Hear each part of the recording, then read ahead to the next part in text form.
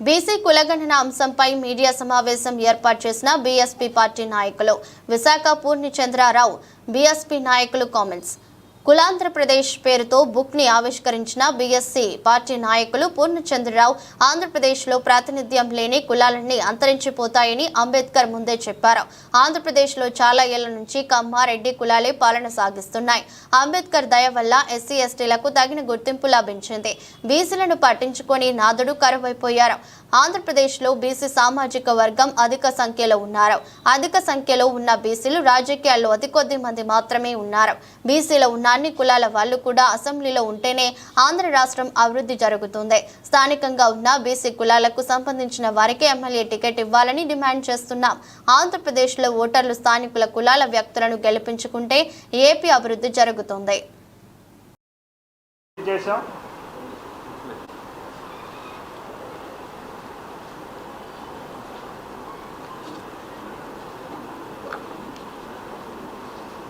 కులాంధ్రప్రదేశ్ నిజంగా చెప్పాలంటే ఇది కులాంధ్రప్రదేశ్.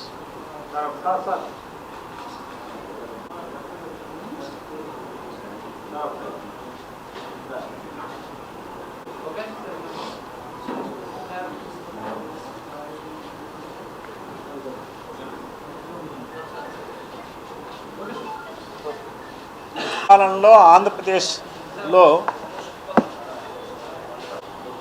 ఆంధ్రప్రదేశ్లో మనకి స్వాతంత్ర్యం వచ్చిన దగ్గర నుంచి ముందు బ్రాహ్మణ పరిపాలన ఉండేది. అది 1955లో అంతమైపోయింది. రాజకీయంగా కూడా బ్రాహ్మణులకి పెద్ద పాత్ర లేదు. బాబాసాహెబ్ అంబేద్కర్ చెప్పే మాట ఏంటంటే రాజకీయంగా ప్రాతినిధ్యం లేని కులాలు అంతరించిపోతాయని. అందువల్ల ఈ రోజును చూస్తే ప్రతి ఎలక్షన్లో 13-14 మంది ఎమ్మెల్యేలు ఎలక్ట్ అయ్యేటువంటి బ్రాహ్మిన్స్ ఈ రోజున ఒక్కళ్ళు కానీ జీరో కానీ ఉంటున్నారు, ఎక్కడ ఎలక్ట్ అవ్వట్లే.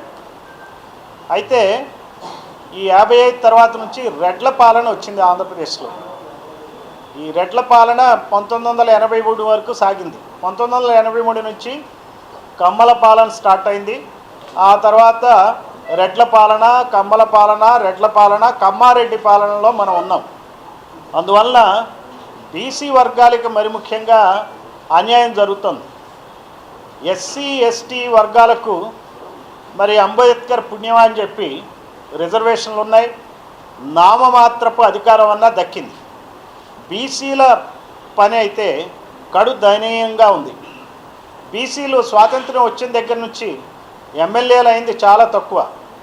మన ఆంధ్రప్రదేశ్ రాష్ట్రంలో విభజిత ఆంధ్రప్రదేశ్లో ఇప్పటి వరకు 16 ఎన్నికలు జరిగినాయి.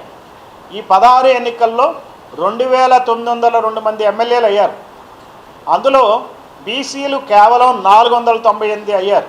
498 ఎమ్మెల్యేలు మాత్రమే బీసీలు ఉన్నారు. కానీ బీసీల జనాభా ఎంత? సగానికి సగం పైగా ఉంటుంది.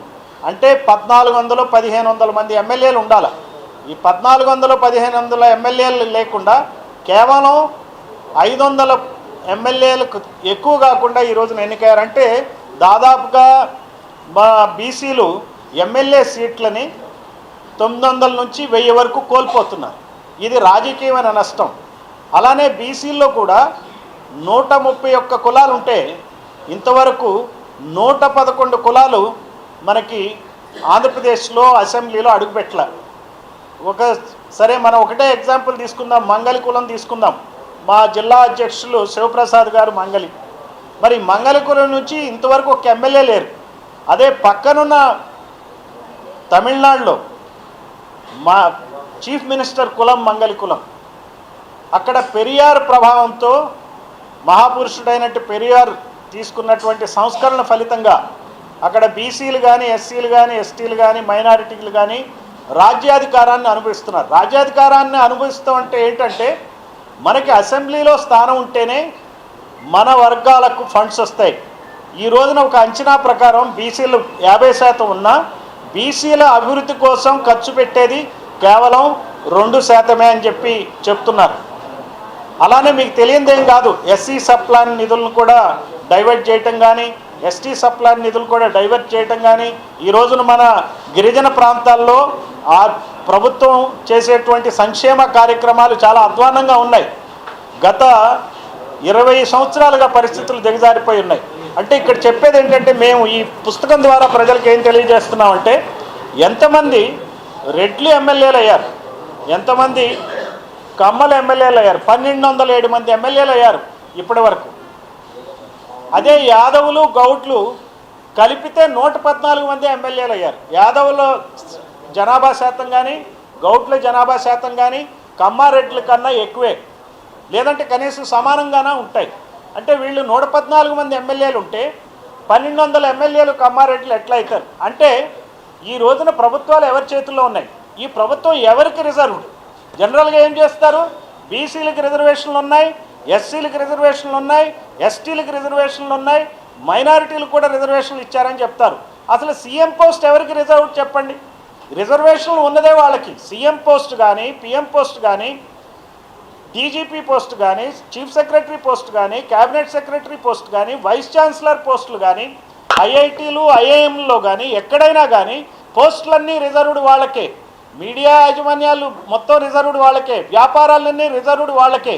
రిజర్వేషన్స్ ఉంది బీసీలకి, ఎస్సీలకి, ఎస్టీలకి, మైనారిటీలకు కాదు, మిగిలిన వర్గాలకి. మన దేశంలో, మన రాష్ట్రంలో ఉన్నది ప్రధానంగా 2 కులాలకి రిజర్వేషన్లు ఉన్నాయి. కాబట్టి ఈ రోజున ఈ విషయం బీఎస్పీ పార్టీ ద్వారా మేము ప్రజలకు చెప్పదలుచుకున్నాం. బీసీ ఈ కులగణన చేయాలి. కులగణన చేస్తేనే నిజమైన సంక్షేమం. ఎప్పుడైతే జనాభా